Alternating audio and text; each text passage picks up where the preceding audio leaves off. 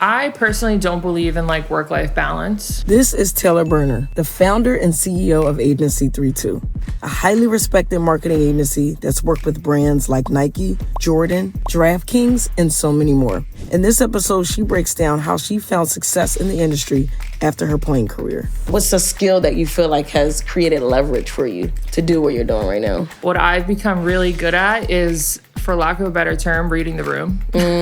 Like knowing what the client wants before they know they want it. And knowing that brand so well that your pitches are on point, your ideas are on point, that you're saying the right things. And I have a rule of threes. You have 3 goals, and then you have your tactics, which are like the actual things that you're gonna do to reach your goals. You have to do the jobs that you don't necessarily want to do to then get your foot in the door, to then get to where you wanna go. Just start somewhere, baby steps, and figure out each move as it comes to you and be okay with failing. Hey, what's up, everybody? We are back with another episode of The Business of Basketball. I am your host, Misha Horsey. Today, we have Taylor Berner, former teammate, longtime friend of mine. I'm excited for our conversation. Yeah. Thank you for being on. Thank you for being here and letting me come on. Of course. And welcome to Miami. Yes. Why wouldn't I? Why wouldn't I with everything you're doing? Okay. So when I start the conversation, I always like to think about the characteristics that help contribute to your current success, right? Like, so let's start at your upbringing. Like, what specific characteristics do you think contributed, I would say, to like your success now, your entrepreneurial efforts and success? Yeah. It was really 2 things. First, obviously, I was an athlete, so that was everything. Time management, teamwork, perseverance, get up when you fall down, like, everything. The second thing is my parents. I was extremely lucky to have amazing parents. They're both entrepreneurs also. So I always say, I think I learned like through osmosis. And honestly, those long car rides to AAU with my dad, he would be on the phone the entire car ride. Yeah. So I know in some way I was like taking it all in from him. And then my mom growing up, she was always working. She was building her business from the ground up, her law firm, but still they instilled in me some of the best lessons that I know today are working for me. Yeah, because your mom, lawyer, built the law firm. Your dad, tell me about your dad. Yeah. He built a construction company, which actually now in my later years and now owning my own business, I noticed that our 2 businesses are actually very similar. Sounds crazy, but construction, you're building something from an idea to execution, a home. Yeah. And it's creative. Everything about building a home is creative, not even just the interior design. Like, where am I putting the cabinets? And the details. Which way should the door swing that makes sense for a person that's walking in the door? Like, things that you wouldn't even think about. And then same thing in marketing. We're building projects from just a little idea to, execution and something that people get to experience. So it's actually very similar, the 2 things. Yeah, that's dope. And it's crazy how like things ultimately align, right? Like as you navigate through your journey now, and even looking back from like your basketball career, you played at Christ the King, right? So tell me about that experience, because being from New York, there's a level of grit that comes with that, which I'm sure you use in business now. So talk to me about what you learned in that experience, growing up in New York, having parents that are entrepreneurs. I'm sure there's habits that you picked up, right, from being from there. So tell me about that. Yeah, so when I was in 6th grade, I think I was on my first AAU team, and I really was only on the team because my sister was on the older team. I know that. And obviously I was tall, so they threw me into basketball. Yeah. So from that point, I started learning the like dedication and, driving an hour to practice after school every day to drive back and grab some food in the car and get home and do it all over again the next day. Yep. In 10th grade, Christ the King started recruiting me. And I come from a super small town all the way out east on Long Island. I mean, a town over from Stony Brook. I think my graduating class ended up being like 125 kids. Wow. Predominantly white. I think there was 2 Black people in our entire school. Yep. So I I wouldn't say it was a sheltered upbringing, but it was probably sheltered until basketball helped me see the world and see other people and the way that other people and cultures operate. Yep. So in 11th grade, when I got recruited to go to Christ the King, it was a little bit of a culture shock. I was now living in New York City on the Upper West Side. I was taking 4 trains to get to school every day. I was waking up at 5 o'clock so that I could even do that journey. It was an hour and 15 minutes to school every day. And I had to very quickly learn about other people and how they operate. Yeah. And if we go back to what prepared me for today, I mean, 100%. I can walk in any room and kind of like vibe with whoever is in that room because I had to do that when I was 15 years old. Right. And there was one friend that, her name is Tahira. She's still one of my best friends to this day. She kind of like showed me the ropes a little bit. And just some of the things that she would tell me, like, basically like, yo, chill in certain situations. It prepared me for everything today. Yeah, so you know how to navigate these big rooms and meetings that you're probably doing now. And then I want to go back to what you were saying with like some of the stuff that you learned, because people that listen to the show are people who want to get in basketball, right? Or want to develop a career outside of playing and coaching. So there are certain skills, I would say, I would call you a marketing expert, right? Based on what I've noticed you do, what I've noticed you accomplish. Like there's a skill though that you possess. Right. And so for someone who's trying to get into the industry, particularly in marketing, what would you say based on your upbringing that you talked about and now, what's the skill that you feel like has created leverage for you to do what you're doing right now? Yeah. So to work, especially in the marketing agency world, it's a lot of client services. So what I've become really good at is, for lack of a better term, reading the room. Like knowing what the client wants before they know they want it. And knowing that brand so well that your pitches are on point, your ideas are on point, that you're saying the right things. And it's not always going to be right, but at least saying something that starts the conversation that gets you to the right place. Right. So I think a lot of it has been just like studying whoever it is. It could be Nike and Jordan brand, but then you could go over and do something for Subway. Those are two completely different brands, but how are you going to make sure that you're having the right conversation? Right. So yeah, and I think that goes for consumers too. Like, who are you talking to? Are you talking to the like Steph Curry type of kid? It's very different from the like LeBron type of kid. So yeah, it just, you have to know who your consumer is and then speak to them directly. And what makes a good pitch? Because you're pitching a lot. Yeah. What has helped you? First of all, having a great team of people that are way more creative than me. Yeah. That's the thing. Like I'm now in a position where my team does a lot of the creative. And then I kind of come into like quality control and hit on what I just said, like making sure that we feel like this is something that the client is going to be like, oh, okay, or like understand. What goes into a good pitch? I think just understanding the consumer. That's really what it goes back to. Yeah. At the end of the day, if you're speaking the same language, everything else can filter in. What's one, I guess, memory that you have of something where you prepared so well and it went amazing and you landed the big deal, and then in the contrast, what was a moment where you prepared so much and it didn't go well, and why? So something that went really well, I'll talk recently. We just did for Super Bowl, we did a pop-up at Shoe Palace for Nike. It was called the Nike Smoke Shop. And it was briefed in as, we want to tell the story of 90s football and the grit and the grind behind that, and chasing the smoke, never ducking it, Deion Sanders, that whole story. And we came in and shout out to Hustle Simmons, our creative director, but he's also a nerd for anything Deion Sanders. So he like really was in his bag on this one. And we created a space with, Hovercraft did the creative of the actual build, and then Freehold did the actual build, and then we did all of the programming inside.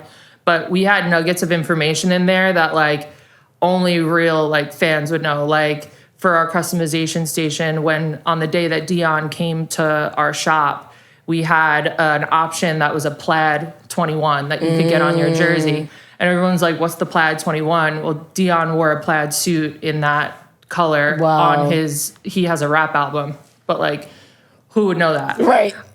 So like nuggets of information, like Easter eggs like that, I think we landed that and we did a really good job with that. Yeah. Something that did not go well, I mean, I can talk about, we lost an RFP back in May. And what's that? It's a request for a pitch or something like that. Okay, got you. Basically like a new client came to us and said, we want to see if you guys are the right fit. Got you. Here's a brief. Tell us what you would do. Yep. So we pitched for something with the World Cup series that happened last summer, the Club World Cup. And we spent a week on it. I think I spent a lot of money on like a designer to make sure the deck looked great and team members to work on it. And we did a day trip from Miami to Portland for a 1-hour meeting to pitch it. It was like an 80-page deck. We were like, we have this in the bag. Like there's no way. And we lost it. And I was I'm still gut wrenched to this day. And did they give you feedback or why or no? They probably don't have to at this point. They don't really. Yeah. They told us that we didn't have the storytelling, but what does that mean? Yeah, like where and how? I have no idea. Yeah. So yeah, that's one that still hurts me to this day. I have a feeling though it's gonna come back around. Which it always does, specifically when you do great work. You know what I mean? What you guys do are undeniable. And luckily, I was able to be a part of a few of your events. Thank you for that. Most elite trainer, by the way. I appreciate that. If there's any brands watching this, let's get it. She's the girl. Thank you. So I want to go back to what you said about decks, because I find myself doing a lot of decks for events. And I'm like, I feel like there's things missing. There's a thing that like you need to have and some people don't care about. Like people have so much information in a deck and it's like, you don't need to have all of that. So like, what do you feel, you say 80 page, but that's probably that was industry insane. That's insane. Like what do you absolutely need to have in a deck to make it where, like even if you're looking at one, someone's pitching you, like what would you look for? So every deck that we do I have a formula at this point. So you have your title slide, you have your objective, you have your goals, but then I have a rule of threes. So you have 3 goals, and then you have your tactics, which are like the actual things that you're going to do to reach your goals. So with the tactics, I stay in the rule of threes. So I'll have 3 tactics, and then I'll have 1 slide per tactic. And that's it for a pitch. You're not doing more, because at the end of the day, they could not go with you, or they could hate it or whatever. So you want to give them enough so they get it, but not too much so that you're wasting time and doing work that should have never been done. Right. Yeah, and I'm sure that probably helps with like time, because it takes time to do that, and money. Like if you have an 80 page or 90 page and it's like you just have a lot of information about us, like nobody, for the most part, nobody's looking at that. What do you need? One about us at the end. With some pictures. And contact us. You know what I'm saying?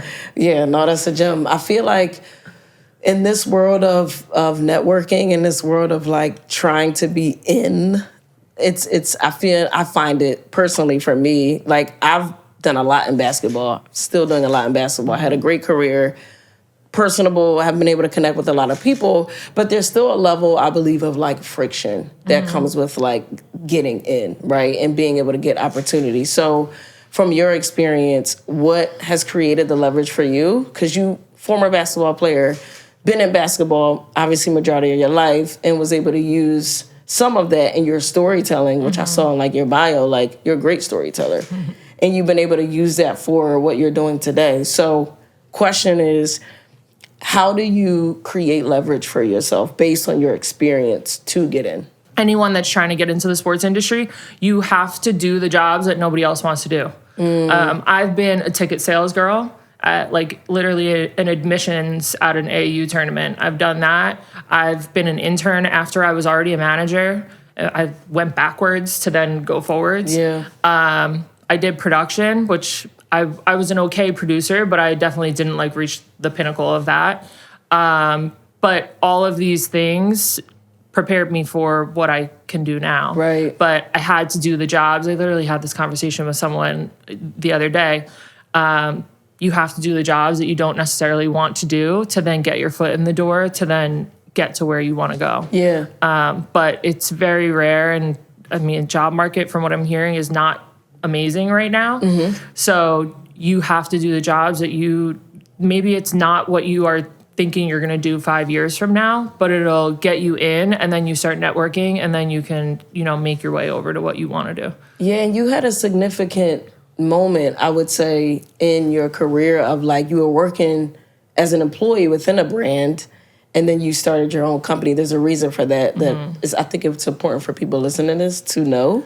So can you share that moment, like what happened, why, and then what ultimately created this agency that exists today? Yeah, so I'll skip some of this story, but essentially I was working at all different types of agencies.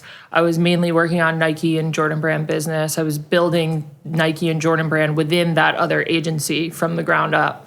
And I knew what my salary was, and I knew what the agency fee was. And I was like, that doesn't really make sense. Yeah. Like, I know the numbers here. The math is not mathing. Yep. But and they would say all the time, they would like brag about it almost like, yeah, it's like you're running a mini agency within the agency. And I'm like, eventually it got to the point where I'm like, well, if I'm running a mini agency, then I might as well run my own mini agency. Exactly. Yes. So my first LLC was called Taylor B Management. I had a couple people that asked me to manage them. They were talent on projects that I was doing for the agency. Got you. But I would always like be very talent first. And they would be like, oh, I want 500. I'm like, no, ask for 3,000. And I was always the person that was like kind of helping them to make the right deal for themselves. Yes. So a couple of them asked me to manage them. And I was like, I don't really know what that means, but sure, why not? Right.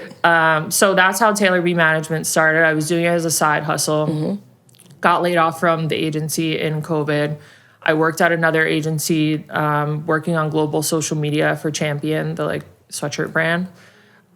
Did not like it there at all for various reasons. And then I worked at a cannabis company for 3 months. I did not know that. Yeah, I worked at a cannabis company for 3 months. I was a director of marketing. And my last day there was 9/10/21. And that's the day Agency 32 was born. Oh my gosh. Yeah. I did not know you worked at a cannabis company. Yeah, no one really does. It was a very short-lived moment. Yeah. It was time to go. So you created the company. How did you know? I mean, obviously your experience working with agencies. So then for people who don't know, what's the structure of an agency, a marketing agency? How does it work? And then you talked about fees and like how to break that down. Like what's the business of that? Yeah, so the structure is of my agency as well. It's me as the CEO. Yep. And I kind of oversee all of the accounts. Okay. We have our creative director that oversees the creative for all of the accounts. He also does all of our talent bookings. So like if we need a DJ or a host or whatever, he has all those contacts and can pretty much find anyone in any city. Yep. And then we have producers. I hire producers as needed for projects. So depending on the size of the project, I'll get 1 to 3 producers to work on a single project. So that's freelance. At a lot of agencies, they'll have like some full-time, some freelance. And then other people like graphic designers, we do them all freelance. Totally. Right now I have one account manager. I'm trying that out. So that's a common role too, is to have an account manager that like manages the client. Gotcha. And then the producer does all the behind the scenes production. Gotcha. I personally like hybrids where the producer is client facing and they can manage the client as well. In some ways it's more efficient. Okay, I was about to say why. Why do you prefer? Yeah, in some ways, it's just more efficient to have one person rather than having to pay 2 people. Yeah, so for a small business, it's just about being efficient with dollars, really. Right. Yeah. And then on the fee side, the way it's structured is, I have a percentage number that I try to get to with everything. So it's kind of like it's always in my head. But the way it actually is each person on the team has a dollar amount set to them. So, for instance, to have me on a project, it may be $300 an hour. And then I'll estimate out the hours per week for as long as the project is. Got you. So a producer might be $175 an hour. And then I estimate how many hours that producer is going to be working per week. And then it all adds up. And usually it's around a certain percentage. Got it. And then now you have you started with just you. When you started the company, it was you and someone else or just you, right? Just me.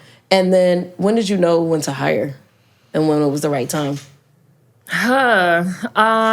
Well, when I couldn't do all the work myself, first of all, and like I said, I'm not really a producer. Yeah. I can produce Yeah. like small scale, like low level type stuff, but really when I was getting so much work that I needed other people to complete all of it. Yeah. Also, there are certain things that we're producing that I've never produced before. I don't know how to do it. So I need people that are smarter than me. Right.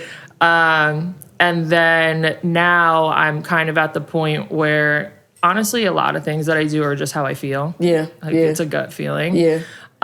So now I'm at a point where I want to hire my number two. So, like, kind of remove myself from the weeds a little bit and have someone that's managing all of it so I can be more, like, high level, new business, kind of, like, forward thinking. And are they subcontractors or are all of them full-time currently in your business right now? Myself, creative director, and my assistant are full-time employees. Everyone else is freelance. Got it. Nice. And then, because for me, like I run a business, everybody's pretty much subcontractors because it's really small. And the way that our industry works, it's like that's common. But for your industry, is there a percentage amount like, hey, when we get this percentage of revenue, I know that we can hire people full-time, or we should just outsource this based on the revenue that we coming in? Is there a formula that you stick to for that as well? Want to know when people should be full-time or not? Or you just I should probably have a better answer. But no, not for me. I'm sure someone out there has a better answer. But no, honestly, I just look at the numbers. I talk with my accountant, and I ask her about everything in my life. Yeah, that's good. So I'll ask her like, hey, I have an idea to hire this person. I want to pay them around this amount. Do you think it's a good idea? Right, like, can I afford this? And she'll tell me straight up. She'll be like, wait, or she always says you want to have 6 months of that person's salary in the bank. So That's a good jam. Yeah, that's a great rule. Yeah, that is good. You're like, wait, shout out to Candace, because that's not my rule. That's Candace's rule. So.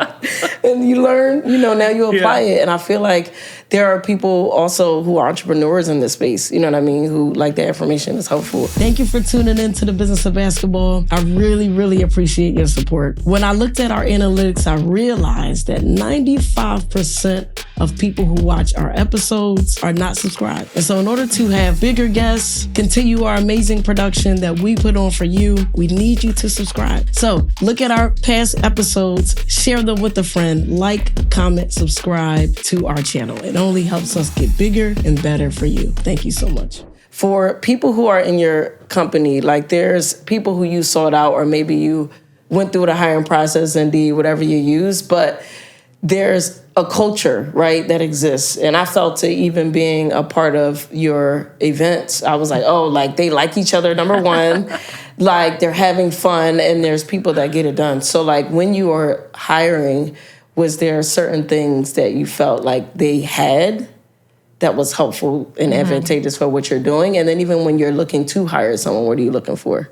Yeah. So the number one thing, if anyone sees my LinkedIn posts when I'm looking for producers, at this point, because our work is so focused on a specific client, if they're working on that client, which is Nike or Jordan brand, they have to have experience working in that brand.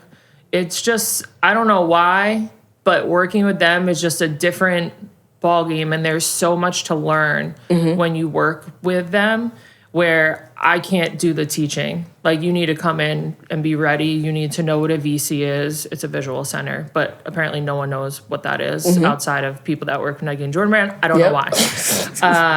But you need to know what a VC is. You need to know, like, there could be a dictionary on Nike terminology. I was about to say, what is a visual center? It's basically the brand guidelines. Got it. Okay. Like the colors, the fonts, the Got whatever you. it is for that campaign. Yep. But there's like certain ways to work with it in Adobe, and there's all types of stuff that even I've never seen the back end of it because I'm not a designer.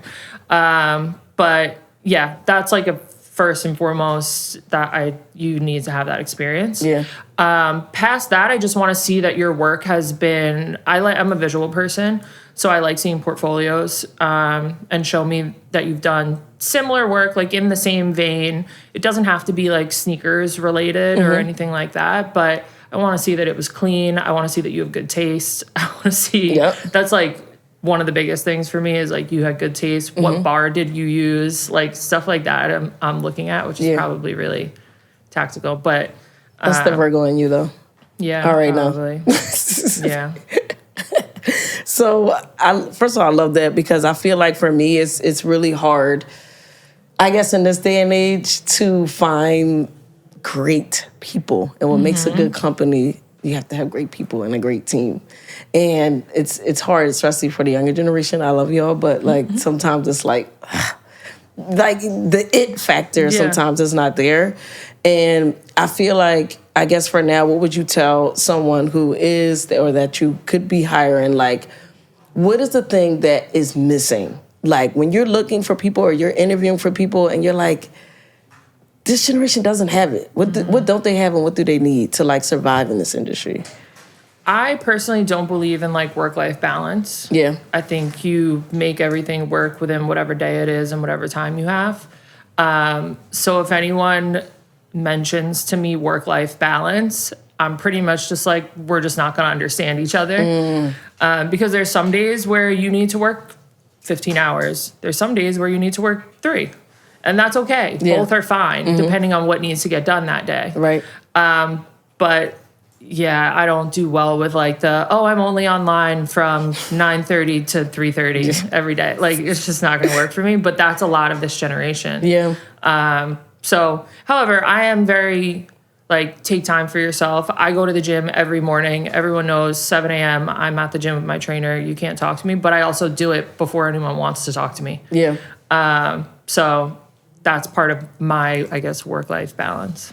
I agree. I don't think for what you're doing and to achieve anything at the highest level, what I've studied with the most successful people are like, they don't have it. And if they do, it's much like family. You know what I'm saying? And that's it in terms of priority. Yeah. But it's really hard to achieve, in my opinion. Like, people will have other opinions, but I feel like to achieve what you are trying to achieve and what you're currently doing, it's really hard to have that balance. You know what I mean? Because you're always on. Yeah. You always have to be on. Well, yeah, for me, as a business owner, even when you're off, you're on. Right. Like, exactly. Your brain is, even if you get a moment of solitude, that's when your brain starts thinking about all your new ideas and the things that you want to do, and 6 months from now and 2 years from now. And that's like the break, I guess. But it never goes off. That's how this happened. Like, I was literally in the shower and I was like, oh my God, that's a great idea. Yeah. And then I just was like, we gonna do it. Yeah, you know what I mean? Yeah. So part of that too is just like thinking of the thing and then executing it. You know what I mean? But I feel like to be able to execute anything, I would say, within this industry, you have to have a network, right? And so for the people who are maybe the introverts, or they don't really know how to ask for help, like, what do you say to the people who are looking to network? Like, how do you do that effectively so it doesn't feel like, you're doing way too much? You're hype, like, you're chill. I am the introvert. Before I go to networking events, I'm like sweating. I'm like talking to myself. I always joke when I'm at home, before I go out, I literally say this out loud. I'm like, you can do hard things. You can do hard things. No, like, I am not the networking type at all. Same, but go ahead. But you're so good at it. Thank you. I hate it. Oh my gosh. But I know. But that's the thing. You force yourself to do it. You have to get comfortable with being uncomfortable. Right. And I think that's part of, one, just being successful in life. Yeah. But as an entrepreneur, you have to just be comfortable with being uncomfortable all the time. Yeah. So that's what it is for me. I force myself to do it. Yeah. I like to stay pretty I guess authentic, I hate that word, but I like to stay like pretty authentic with it. I'll say hi, what's up? Oh, let's follow you on Instagram. Then honestly, I think Instagram is a great tool for networking and just staying in touch with people without having the whole like random conversation. Right. Because I think that's where things sometimes feel fake, is like you're randomly texting someone, hey, checking in on you. They're like, why? I don't know you like that, dog. Exactly. But on Instagram, you post something funny, I post something funny, you respond, I respond. Right. And now we're like having this banter about things that don't even really matter. But now it's like in some way, like building this camaraderie. Yes. About things that are completely not work related. Right. No, that's true. So let's say I'm in a room and, you know, I'm in this, I don't know, conference or networking event, and there's mad people in the industry there, and I'm like wanting to shake their hand, wanting to talk to them, but I'm just like, you don't know me. And for a lot of times people want their space too. Or they work with people they know, like, and trust, right? So what do you tell the person, like, how do they go to the event and come out with having, like, at least a step forward and making those connections? Yeah, I think you lead with something you know about the person, or, like, some type of connection point. Yeah. So, like, I know there's been other agency owners that I look up to. They have huge agencies, other women mainly in the industry, where they work with amazing talent and have built crazy businesses. But I've worked with their talent before through like a brand project or something. So I'll walk up and say, hey, I'm Taylor Berner, CEO and founder of Agency 32. Our agency worked with your talent on this project, and you know, it was amazing. Thank you so much for all your help. Your team was great, blah, blah, blah. I just wanted to say hi and introduce myself. Right, exactly. So everyone's not going to have like that specific of a thing, but like finding some type of common ground. Oh, I saw you were on this TV show the other day, or this talk show the other day. I loved when you said blah, blah, blah, whatever. So just finding something. And honestly, a lot of these people like to be complimented. Yeah. And like to know that people are watching whatever, or like tuning in to whatever they're on, whether it's their book, their podcast, a TV show they were on, whatever. So I think sometimes it's like stroking ego too. No, that's true, because people do like to talk about themselves. I know I do. So if someone comes up to me and they're like, hey, I follow you on Instagram, I saw you posted, da-da-da. I'm like, oh my God. Right. Thank you. Yes. Yeah. I'm in such awe when people just recognize me in any way, because it's just like, I don't do it for that. Yeah. No, it's fun. I love it. So yeah, I think when you approach people with that type of energy, how could they be mean at that point? That's real. That's a fact. So I want to talk about personal branding, right? Because you have done that successfully, and you also we'll talk about manage talent. What can you define personal branding? Like, what is it? And, you know, how do you create a successful or a good aesthetic online? I think it's just yourself amplified. It's exactly who you are, who you want to be. But now you have a team of people to like really exaggerate it and bring it out of you. Right. And then that's what brands notice and they flock to. Yeah, that's what's up. So talk to me about the people you manage. The part of Agency 32, you also have management as well. So Andrea Carter, Sydney Carter are some of the people that you represent. So talk to me about that part of your business and why them. Like, what about them made you say, like, I want to work with y'all? Well, they're both stars. Yeah. So how do you say no? Yeah. And that's pretty much, I only have 4 women on my roster. I don't really have intention of building it because I am really picky. And the women that I have are so amazing that they keep me busy. Yeah. Yeah, with both of them, honestly, a lot of it was we had a conversation and we vibed and we like trusted each other and we had an understanding even in our first conversations. So with both of them, it's been what I just said, like who you see on Instagram is a really good depiction of who they really are. And there is not one brand partnership that we have done that they haven't been like, oh yeah, I would actually use this, or I do already actually use this, or dress like this, or whatever it may be. Do you think that's the key? Absolutely. Yeah. That's the first question I ask. If a a drink brand comes to us, hey, do you drink this or would you? That's the first thing I'm asking. Not hey, so-and-so came with X amount of money and you're going to do it. Right. Like, that's the first question. Like for Andrea, we would probably never partner with like a soda brand. Right. Because she's a health and wellness girl. Right. Like she goes to the gym, she's jacked. Yes, like, I definitely be seeing them. Yeah. 4 out of 5 today. Like exactly. I made it today. She has us all working out. So yeah, there's just certain things that we would just never do. There's been certain clothing brands that Sydney's been like, that's really just not for me. Yeah. So that's the first thing we always evaluate. And what makes someone a star? It's in you. Yeah. It's just in you. Yeah. I mean, look at Sydney. She wore those pink pants and had no intention of any of this happening. And it just went nuts off of hatred. But honestly, all PR is good PR in my opinion. So, I mean, honestly, thank you to that man. Right. Thank you, sir. Yeah, thank you. Wherever he is. Because I know he's watching somewhere. So, yeah, I think it's just in you. It's something you have. I mean, Andrea, when you watch her on TV, it's captivating, but you also feel like you're sitting in the living room with your friend talking about sports. Right.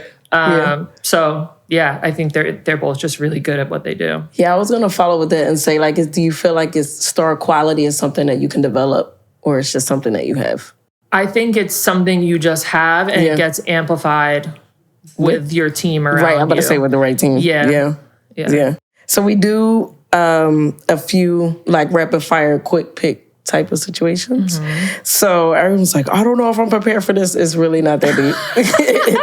And there's no right or wrong answer in any of this. Okay.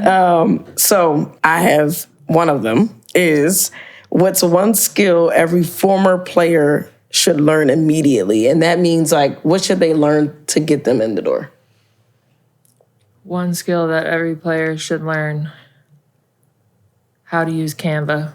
That part. Yes. Canva is everything. Godsend. You hear me? Love it. Everything. Yeah. I mean, and if y'all was watching this at all, just let me know. Because you definitely dropping them names. What's one mistake to stop making when networking? Not being confident. Just speak with conviction. People will believe you.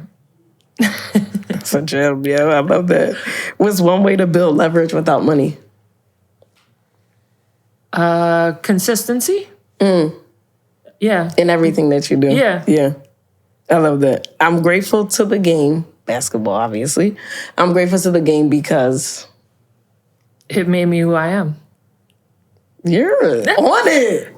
You're so good. You're so good. So I think it's important for people to know in totality what it is that you do, because part of this is also amplifying people's businesses, their ventures, everything that they're doing. So if you can tell everyone what it is that you do, all the other people that you've worked with outside of who we already mentioned, and ways that people can support.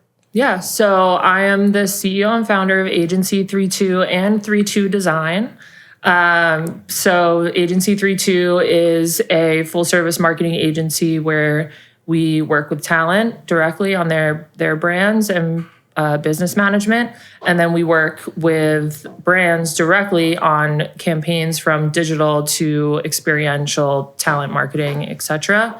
And then 32 Design, we just launched in January. I didn't even get to tell you about this. Do it. But yeah, 32 Design, we just launched in January. It is a full-service customization company. So think when you go to an event and they're heat-pressing tote bags or making jerseys and putting your name on it, or embroidery, airbrushing, lasering shoes, or whatever it may be. So that we just launched in January. So I'm excited about that. That's dope. And what's next for you personally? Like, you are showing up on the gram consistently. You've already developed a personal brand, but you're definitely intentional about putting out more content. Is there a reason for that? And then, is that leading up to something else? I want to tell the story of an ex-pro athlete figuring it out after the ball stops bouncing. and you can identify. But I think there's a lot of athletes that aren't good enough to continue playing. But now what do? We have all these skills and things that we have no idea that we have, and we need to figure out how to use them. Yeah. So that's been my intention with posting more, and what you'll see more of about my story is I just want to help the next person to be able to write their own story. Yeah. But I was definitely lucky. Yeah. I was about to say, was there any point that you had an identity crisis? Like, was there any point, like, when the ball stopped bouncing, like, how did you know, I guess, or did you know, like, what to do after that? You know what I mean? No, I literally just took every opportunity as it came. Yeah. And really followed my gut, honestly. I did not have a playbook. I was actually, after I started my internship at a marketing agency, I got into Georgetown to do a sports MBA. Wow. And I was kind of at this crossroads. Do I go do that, or do I keep riding out this internship and see what happens? And I chose the internship, where most people will be like, are you crazy? Like, that's a really hard program to get into. But from there, it was just, okay, I got laid off. Now what? Okay, I got laid off again in COVID. Now what? Okay, I got fired. Now what? So it was just every opportunity as it came. I kind of just rolled it to the next. And that's the resiliency that I think you learn from playing. Mm-hmm. Like, you know what I mean? We, especially at our school, we were losing every game. So there was a level of like 14 coaches. Yeah. So, and that in itself, what I think athletes don't understand is that's the adversity. Mm-hmm. You know what I mean? Because I grew up in the suburbs of Philly. You grew up in Port Jeff, right? Didn't have to really struggle. Mm-hmm. So that was our adversity, to be honest. You know what I mean? And so we learned that. And I think it's helped you in business, helped me in business. Mm-hmm. What would you tell the person, and then you could look in the camera when you say this, like, you mentioned that you want to share your story because you want to help, right? The ex-athlete who is trying to figure their way out.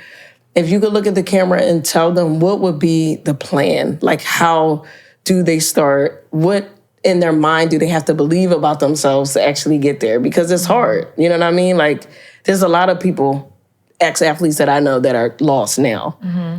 What do you tell that person? How do they make a plan to, like, get to it? The tough part about that question is that there doesn't need to be a plan. Yes. Yep. So what would I tell them? I would tell them, I have to look in the camera? Yes. Crazy. Okay. I would tell the athlete that's trying to get their foot in the door to just start somewhere, baby steps, and figure out each move as it comes to you, and be okay with failing, and just get back and try something else. It's amazing. Taylor, thank you so much. Thank you. Was dope. This is so good. I'm so proud of you. Thank you. Thank you. Thanks for coming on. Yeah. That wraps up another episode of Business of Basketball. Please follow Taylor Burner. Can you let them know what your IG is, your personal IG? Oh, yes. _TaylorJ_ and agency3_2. Yes. If you are looking to find an opportunity in basketball, particularly marketing, Taylor Burner, this episode is for you. See you on the next one. Thank you.